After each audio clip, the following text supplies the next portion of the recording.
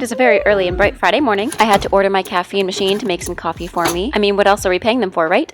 As you can see, I am a very patriotic citizen, and I of course have Tim Hortons coffee right in the morning, and I drink it so fast that it burns my tongue, and then I have to make some oatmeal to give me some carbohydrates, fats, and proteins to start off the day. So I'd add some bananas to some protein oats with some maple syrup, lots of sugar. While I have my meal number 1 of the day, which is breakfast, I scroll through my Instagram and find out that I am not only behind on fashion, but I am behind on every single news story. So I just take my time here scrolling through, and then it hits me. Summer 2021 is fast approaching. Not only does my hair look like Lord Farquaad, but my fashion resembled that of a little Bo Peep who just lost her sheep. And of course by sheep I mean her fashion sense. The sheep is the analogy to fashion. Anyways. As I thoughtfully chewed my breakfast, I gazed out to the window for some inspiration, only to reflect on the fact that it's still locked down in Canada. There's absolutely no way I'm going to a store right now, and the thought of participating in fast fashion was as sour as this grapefruit. I really dislike grapefruit, so I have no idea why I had a huge giant bowl right in front of me. Maybe I should be eating grapefruits more because this gave me a really great idea. I will take things I really dislike in my fashion just as much as I dislike this grapefruit and turn them into something worthwhile. As one could use a grapefruit for a Paloma cocktail, one could surely turn a frumpy outfit into a cute outfit, right? So as I scrolled upon interest, only to find some really cute cats and some more questionable posts that were on my Pinterest page. I know that Pinterest is powered by SEO, meaning this is the closest you'll get to seeing the inside of my brain, and that my aesthetic is very varied. After spending quite a bit of time scrolling through all these targeted posts to persuade me to change my personality for the 9th time, I soon realized my true aesthetic is not actually Y2K as I am told by everybody else on Instagram that it should be this year, but rather it's this fantasy, puffy-sleeved, cottagecore kind of cathedral-esque taste. And I'm rather okay with that because a lot of the fashions that I've stolen from my mom kind of resemble this aesthetic. After a very extensive search, I finally found my holy grail of inspiration. It is this kind of Jane-esque / Bo Peep / cottagecore puffy sleeved dress in a denim kind of a fabric. Something that you can frolic through the woods with, twirl through the pumpkin patch in your backyard, scamper amongst your sheep friends. It's absolutely perfect. All she needs is a little cane and she is 2021 ready. Usually at 9:30 in the morning, this mysterious black 4-legged creature slowly creeps up to me until I take her outside. This face can be easily mistaken to be cute, but be warned, she is a ferocious little floof, so I had to put some socks on my stinky feet, some athletic walking clothes, and yes, I am that person that wears children's socks. So after executing my dental hygiene ritual, I apply some makeup so the regular human species recognizes that I'm also a human. Now that we've all been assembled, we are 93.7% ready for a journey. I also forgot to mention that we're going on this walk purely for research purposes. So my assistant was pretty excited until I put the walking apparatus around her. See that tail? Barely wiggling. Alas, into the forests we go. It seems as though at the entrance we actually stumbled upon a time capsule machine and were transported back into Jurassic times.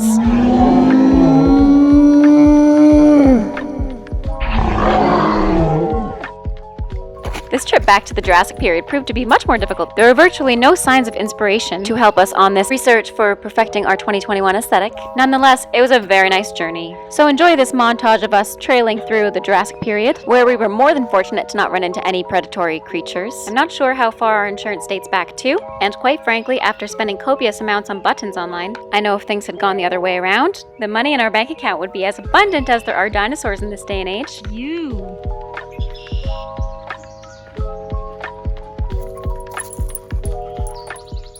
If you too live in Ontario, you are very familiar with trilliums and their magical powers. I imagine there are lots of little toads and fairy creatures in here, we just can't see them in this little magical stump. I imagine this is where I live in a zombie apocalypse. Right under here, with a dog between my legs.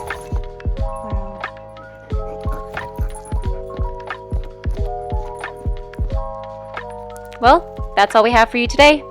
Thanks so much for stopping by, folks. Have a great rest of your day, and bye now.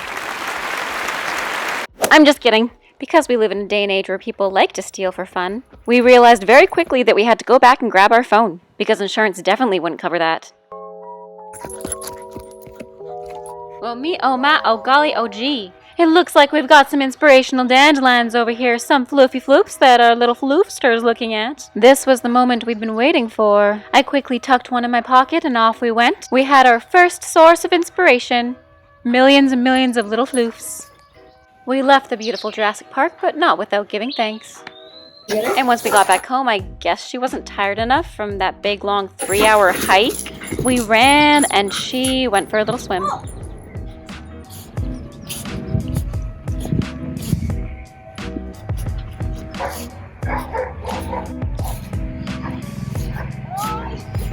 I think she went swimming.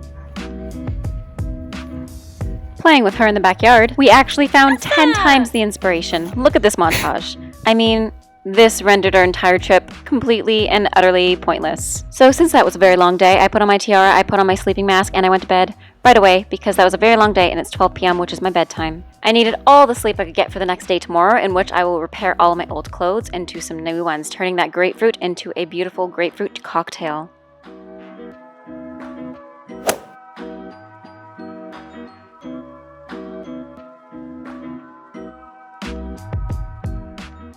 Behold, as I magically transform my hair into curly and wavy. After getting ready, we needed some glucose for our bodies, so we got some dessert at Cal's Bakery. And after that, we needed some sewing supplies, so enjoy this haul, brought to you by Fabricland. Welcome to my humble abode closet. Don't mind that.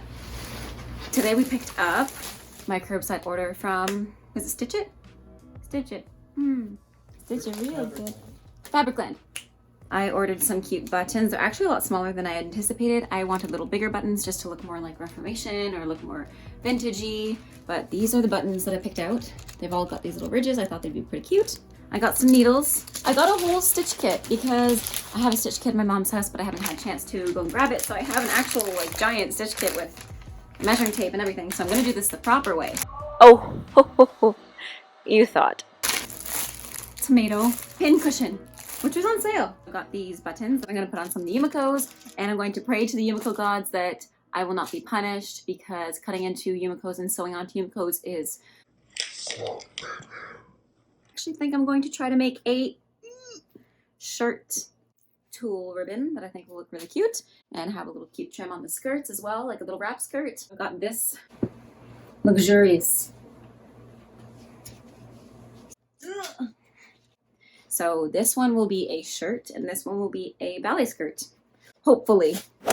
After my beauty slumber in my normal state, I put on my human skin and got to work. I took out my favorite skirt, measured out the beautiful tulle ribbon to match my favorite skirt, and began on my mission to find a new favorite skirt. I gently cocooned my body in this luxurious fabric, wrapping it around exactly 1.5 times to ensure that absolutely no body part was left uncocooned. After all, I wanted my whole body to transform to a beautiful butterfly. I safety pinned the ends together and carefully stepped out of my cocoon. Now you should be left with this little mock skirt. I cut off the excess fabric, which I would soon use for a dog bandana to ensure that my assistant Elsa was up to par with the dress code of today.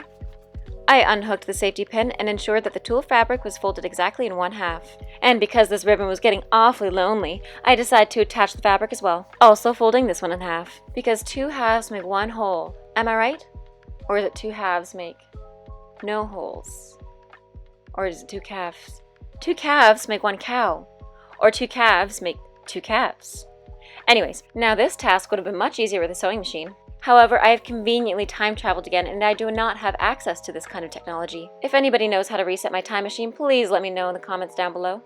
And as you can see in this next clip, I actually decided to fold the ribbon in half so it was a little more seamless on the edges. I used my very basic knowledge of stitching. Once again, this would be much easier with a sewing machine. And no, this part is not sped up if you're wondering. I've just had a couple extra doses of caffeine this morning.